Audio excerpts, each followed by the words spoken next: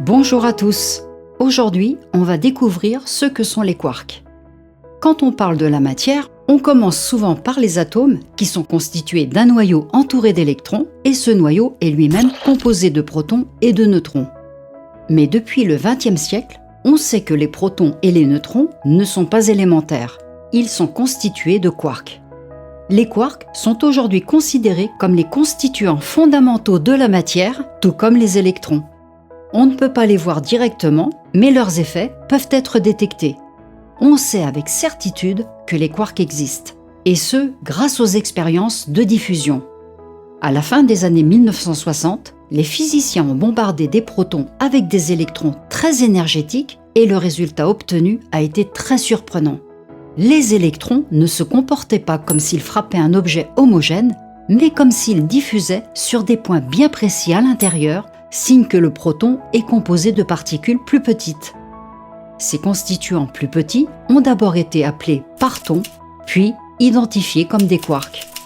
D'ailleurs, le mot quark a été proposé en 1964 par Murray Gell-Mann en le reprenant de l'allemand quark qui signifie fromage blanc, un nom choisi volontairement insolite pour une particule fondamentale tout aussi étrange. Et deuxièmement, on sait avec certitude que les quarks existent grâce aux signatures dans les détecteurs. Depuis 2010, le LHC les étudie en détail. Les collisions produisent des jets de particules dont le nombre, l'énergie et la distribution angulaire correspondent parfaitement aux prédictions théoriques. Concernant leur nombre, il existe 6 types de quarks qu'on appelle des saveurs. Le up, down, strange, charm, top et bottom. Les premiers quarks découverts dans les protons et neutrons sont les up et down.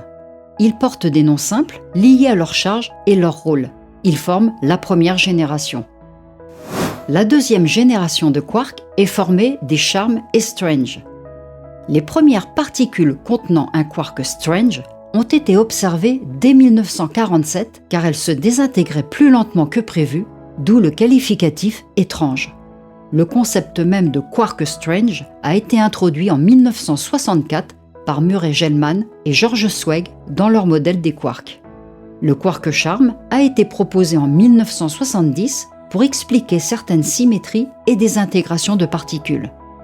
Et la troisième génération regroupe le quark bottom, découvert en 1977, et le quark top, découvert en 1995. Les deux ont été appariés comme une paire. Dans la matière qui nous entoure et qui nous constitue, les protons et les neutrons ne contiennent que des quarks up et down. Les autres quarks, trop lourds et instables, se désintègrent immédiatement en up et down. C'est pourquoi ils n'existent pas dans la matière stable. Grâce à l'analyse des collisions à haute énergie, on sait qu'un proton est composé de 2 quarks up et un quark down, et qu'un neutron est composé de 2 quarks down et d'un quark up. En analysant comment l'énergie se répartit et dans quelle direction les particules produites se déplacent, les physiciens peuvent déterminer les charges relatives des quarks. On sait que la charge élémentaire est la plus petite charge électrique qu'on peut trouver dans la nature. Elle est portée par des particules comme l'électron ou le proton. Son symbole est E et sa valeur vaut 1,6 10 puissance moins 19 coulombs. C'est une valeur physique réelle, utilisée comme unité de base pour mesurer l'électricité. On en déduit que le quark up a plus 2/3 de la charge élémentaire E, ce qui veut dire qu'il a 2/3 fois 1,6 10 puissance moins 19 coulombs, soit environ 1,07 fois 10 puissance moins 19 C. Le quark down, lui, a moins 1/3 de E, donc une charge négative d'environ moins 0,53 multiplié par 10 puissance moins 19 coulombs. En additionnant les quarks dans un proton, 2 up plus 1 down, soit 2 fois 2/3 plus 1 fois moins 1/3, ce qui fait 4/3 moins 1/3 égale 1, on retrouve exactement plus 1 E, c'est-à-dire la charge élémentaire du proton. Et pour le neutron, 2 down plus 1 up fait 2 fois moins 1/3 plus 2/3, ce qui fait moins 2/3 plus 2/3 égale 0 E. Le neutron est bien neutre électriquement. les protons et les neutrons appartiennent à la famille des baryons, selon la théorie des interactions fortes qui lie les quarks, connue sous le nom de la chromodynamique quantique, en abrégé QCD. Un baryon classique, comme le proton et le neutron, est composé de 3 quarks. Dans les années 60, les physiciens ont compris qu'il fallait attribuer aux quarks une propriété supplémentaire en plus de leur charge électrique pour que tout fonctionne correctement. Ça permet de respecter le principe de Pauli et d'expliquer la structure des baryons. Cette propriété devait avoir 3 valeurs possibles, pouvoir se combiner pour former un état neutre et obéir à une symétrie mathématique particulière appelée SU3 qui décrit comment la force forte organise les quarks à l'intérieur des baryons. Pour rendre ça plus visuel, on a choisi de parler de rouge, vert et bleu, 3 couleurs qui se mélangent pour donner du blanc, soit un baryon neutre en couleur. Ici, couleur n'est pas une couleur réelle, c'est juste une métaphore pour comprendre la force forte. On aurait pu les appeler A, B et C, mais l'analogie avec les couleurs aide à visualiser pourquoi 3 quarks peuvent s'assembler, pourquoi un proton ou un neutron est incolore et pourquoi un quark isolé ne peut pas exister.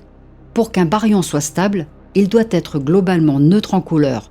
3 quarks de couleurs différentes s'annulent parfaitement.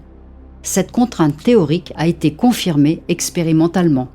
Chaque quark porte donc une charge de couleur, le rouge, le vert ou le bleu, qui sert à décrire comment les quarks interagissent grâce à la force forte. Dans un baryon, comme le proton ou le neutron, ces 3 quarks combinent leurs couleurs pour former un ensemble neutre, un peu comme le mélange des 3 couleurs primaires, le rouge, le vert et le bleu, qui donne une lumière blanche. Les gluons ont aussi des charges de couleurs, ce qui leur permet d'interagir entre eux et de créer une force extrêmement forte qui confine les quarks.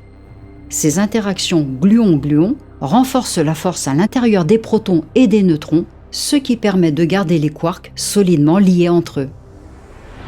Depuis les années 2000, les expériences ont révélé des combinaisons plus exotiques, les tétraquarks, composés de 4 quarks, et les pentaquarks, composés de 5.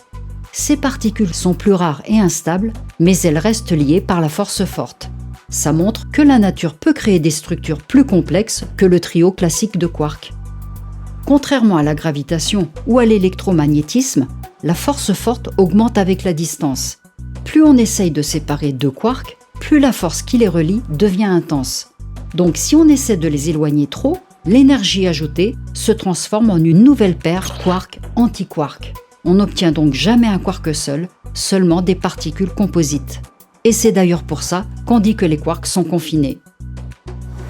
À l'heure actuelle, les quarks sont les briques les plus fondamentales connues de la matière ordinaire. Ils agissent comme des points sans taille détectable, car aucune expérience, même aux énergies les plus élevées, n'a jamais révélé de structure interne. Cela dit, la physique reste ouverte, car il est possible que les quarks ne soient pas fondamentaux.